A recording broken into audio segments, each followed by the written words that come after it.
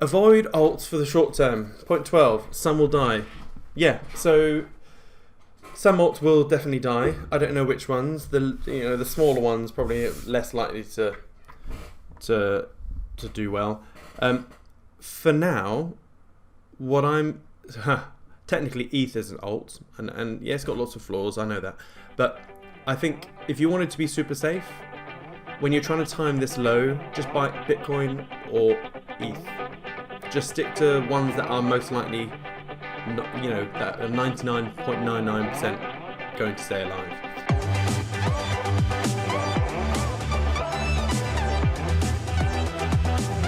Bitcoin and ETH are the strong ones, so try and time in your entry with that.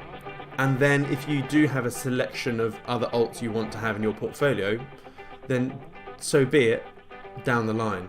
So for example, let's say you're looking at I don't know. Let's say these are alts in general, your other alts, and this is ETH. And let's say you manage to get in at, I don't know, $800, which would be absolutely sublime.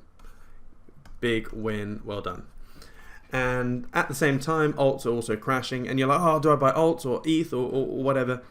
The safer option, yes, the inevitable bounce will be higher with alts, but you've got to err on the side of caution and safety a bit more.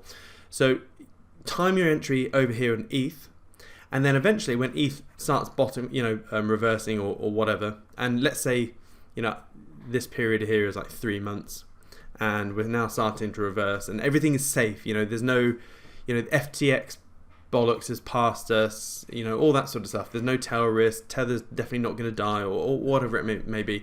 Then you can simply divest your ETH into the alts. So you simply swap them. And don't think, at this point, alts will be up here. Don't think, oh my God, I'm effectively buying up here. You're not. Technically, you're still buying somewhere down here because you've actually secured the lows here already with ETH. So you're not actually missing the boat too much. It's just a bit safer.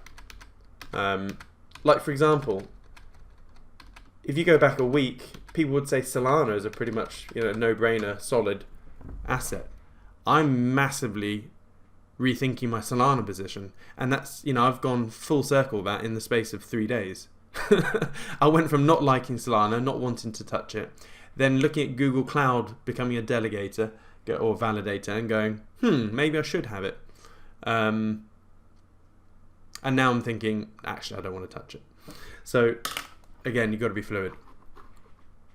I just quickly saw iPad 6 says point 12, avoid alts in the short term. I agree. Avoid fades as well. No. Fades actually have a higher probability of going in your favor during high volatility movements. So when the market is going batshit crazy, you've got CPI announcements, your FOMC minutes and all that sort of stuff. That's when volatility is crazy. And that is exactly when you should do fades, because that volatility, the spikes up and down, helps you get in and out quickly. You don't fade stuff. I personally, and from experience, you shouldn't really fade stuff when the market is dead and boring. You just get, churned out. 13, Fed liquidity will come. It will. But so too will an equity dump. So these are a bit of a yin and yang. So when I say liquidity, I mean them pausing or doing a rate hike not as big as they think. If they say, if the market is expecting a 0.75% rate hike next, and they come out with a 0.5 because CPI wasn't that bad, well, guess what? The markets will go risk on. It's literally another morphine dose to your gut wound from a gun. So it will come. So at the moment, let's, hypothetically speaking, obviously, the dollar, let's say it were to come back up here, that may then cause the next big leg down with crypto. Cool. But then when markets start crashing, it starts coming back down here, what like Fed Chairman Powell even said, we're not too worried about breaking stuff because we have the tools to fix it, right?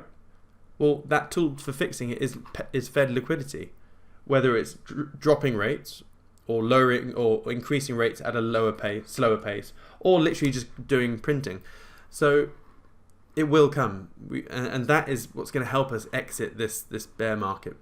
But yeah, and an equity dump is coming. So here's the thing: we've had massive falling with Bitcoin so far, and ETH and everything else, and we've had all of that whilst the S&P 500 is absolutely raging, and every other indice.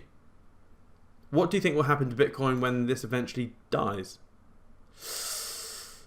This is where Bitcoin hits 8,000 or something like that. If there is a Swiss cheese aligning of errors, and the stars align and all that. Just looking at Bitcoin right now, wouldn't you say this is the perfect setup for a Kobo? Look, what have we just said about Kobos? What is Bitcoin doing right now? We've got our little our mini low here. It's Koboing back up to hard resistance at 18.5.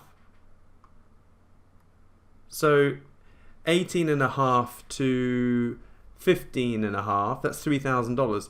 So $3,000 from 15.5 is 12,500. Puts us just, I'm going to move this slightly, yeah, brings us down to this sort of hole. This is pure technical analysis, or this takes no fundamentals into account. So literally looking at this, if we can get back up to 18.5, we should then be looking down here. So now, I then like to get my, oh dear Lord, where has it gone? The Kingfisher. I think we got, as I said, the last, from memory, it's a bit of a no man's land up until about 20k, isn't it? So, all right, multi, Bitcoin, or leverage, here we go.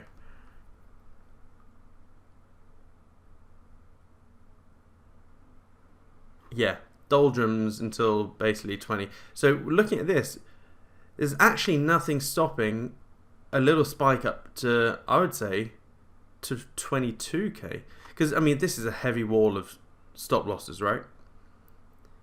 If we can creep up to this little sub 20k stop losses will then push us into here, and this would then accelerate us to maybe 22. Ooh, god damn. Wait a minute, where is this? This is from 20 to 21, really. 20 to 21 is that area. So what I'm saying is that we may not even stop here. We could creep up to here. That then accelerates us to 22, which is actually a resistance level in itself. Or it could spike a little bit higher, and then the market starts dumping. Very interesting. And you know what? If we start getting rallies into 22k, I will take my boxing gloves off and actually press go on a short. I don't want to be shorting here right now, but I wouldn't mind shorting at 22k when there's really not much here that would jeopardize us. God. Point 13. I think we have enough days in November to go all the way up to 22 and then back down to 12? It could easily happen in November, yes. This line here is the November cutoff. That could easily happen. In fact, let me redraw this. I'm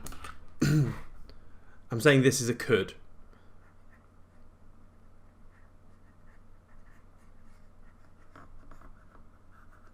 And it could, yeah, start spilling over into maybe December. But I think that definitely could happen.